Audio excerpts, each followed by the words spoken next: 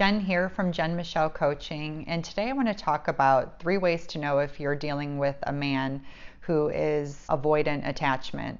And for those of you that haven't subscribed to my channel, I would love to invite you to do so. I release a video every Sunday of each week.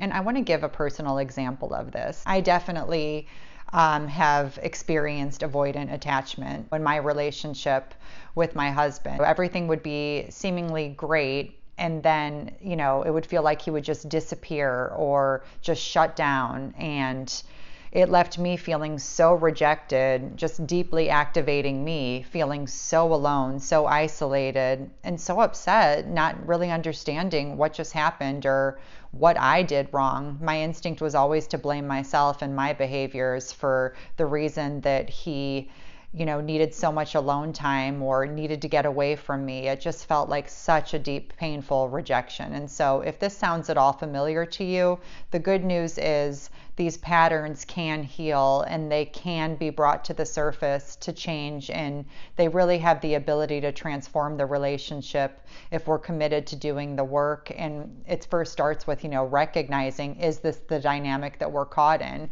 Are we running for him and he's running away? That can be a sign that, we likely self-soothe and regulate in very, very different ways. Another way to notice if your partner or if your guy is avoidant attachment is eye contact. Is he less willing to make eye contact? Because if, a man is dealing with avoidant attachment, I'm speaking generally, it can feel unsafe to make eye contact because perhaps as a child, eye contact was met with a lot of pain, a lot of rejection, and a lot of shame.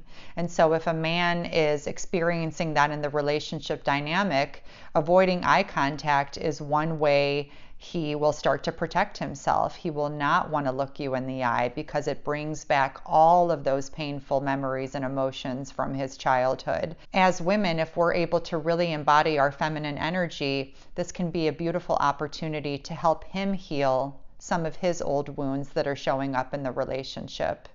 And that's by creating a sense of safety, being able to ground ourselves and regulate our emotions, which then in turn invites him to do the same over time.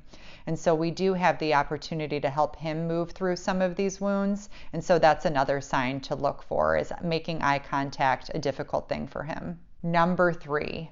Interrupting his downtime feels like the most invasive, controlling thing you can do.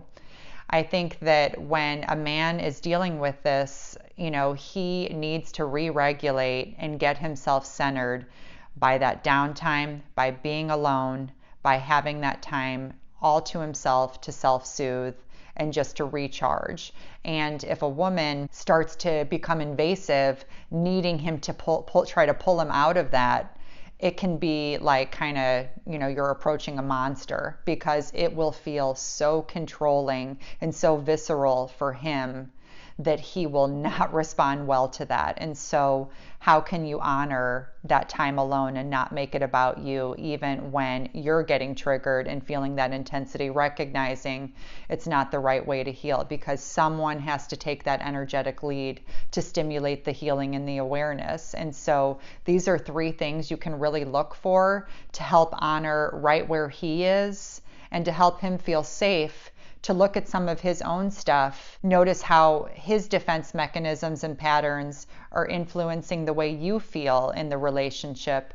And then you guys can start that beautiful dance of honoring each other's, histories, meet each other's needs, create a new level of intimacy as a result of that. So if this is helpful to you, please drop a comment and let me know. Or if you've experienced any of these, feel free to share as well. I always love to hear from you. You can go to my site at jenmichellecoaching.com for additional, resources and tools. And I have some great programs that you can check out, as well as blog articles on relationship scenarios and tools and techniques you can get there. Have a great day, and I'll talk with you all soon.